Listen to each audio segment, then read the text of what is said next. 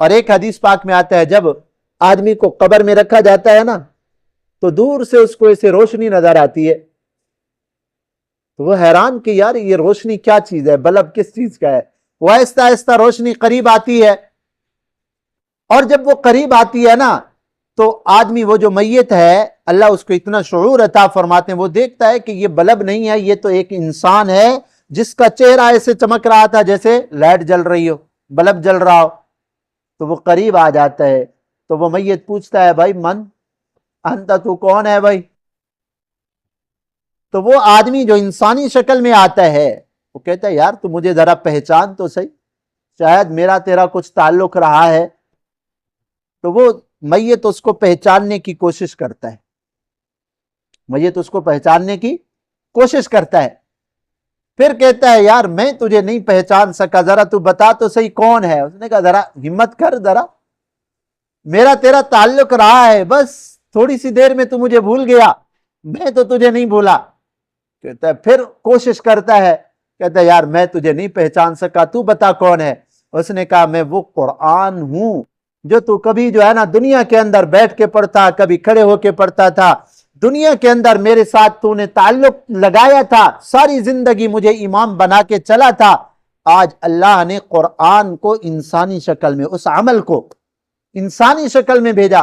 کیوں ہم انسان سے مانوس ہے نا، کوئی دوسری مخلوق آ جائے تو ڈر جاتے ہیں، تو قبر کے اندر اللہ تعالیٰ اپنے نیک بندے کو ڈرانا نہیں چاہتے، وہ قرآن کا جو عمل ہے اس کو انسانی شکل میں اللہ تعالیٰ بھیجتے ہیں۔ اب قرآن ایک طرف کھڑا ہو جاتا ہے، فرشتے آتے ہیں حساب و کتاب کے لیے، اس سے کہتے ہیں بھائی ایک طرف ہو جا ذرا، ہم نے اس سے حساب کتاب کرنا ہے۔ وہ کہتے ہیں نہیں نہیں نہیں، تم نے حساب کرنا ہے تو حساب کرو، میں اس سے ایک طرف نہیں ہوتا، تم نے حساب کرنا ہے کرو۔ وہ دور سے کھڑے کھڑے جو ہے نا اس سے سوال کرتے ہیں، تو یہ نیک آدمی جو قرآن سے تعلق رکھنے والا ہوتا ہے یہ اس کا جواب دے دیتا ہے۔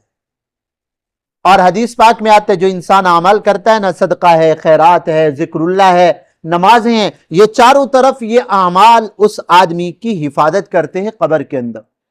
نیک آدمی ہو یا برا آدمی ہو، جب قبر میں رکھا جاتا ہے تو قبر اس کے اوپر دوڑتی ہے۔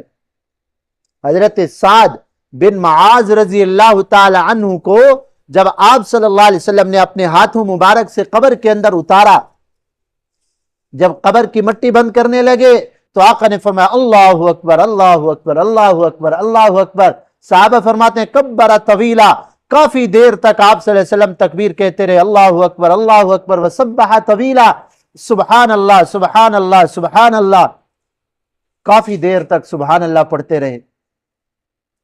اور پھر اس کے بعد آپ صلی اللہ علیہ وسلم سے صحابہ اکرام نے پوچھا یا رسول اللہ، آپ نے پہلے بھی لوگوں کو دفن کیا ہے، کبھی بھی ایسے قبر کے اوپر دفن کرنے کے بعد یہ تکبیر، یہ ذکر اللہ نہیں کیا؟ فرمایا لقد تضیق هذا العبد الصالح، قبر اس نیک بندے پہ تنگ ہو رہی تھی۔ پھر فرمایا میری اس تسبیح کی برکت سے، تکبیر کی برکت سے اللہ نے اس کو کشادہ کر دیا۔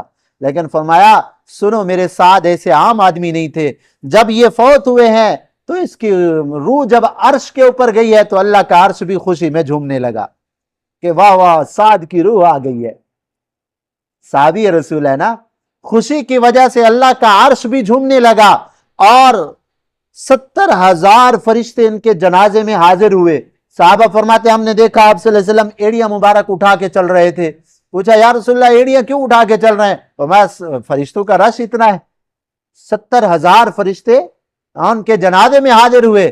لیکن قبر کا معاملہ بڑا سخت ہے، تو قبر دوڑتی ہے، نیک اعمال ہوتے ہیں تو چاروں طرف اس کا حصار ہو جاتا ہے، حفاظت ہو جاتی ہے۔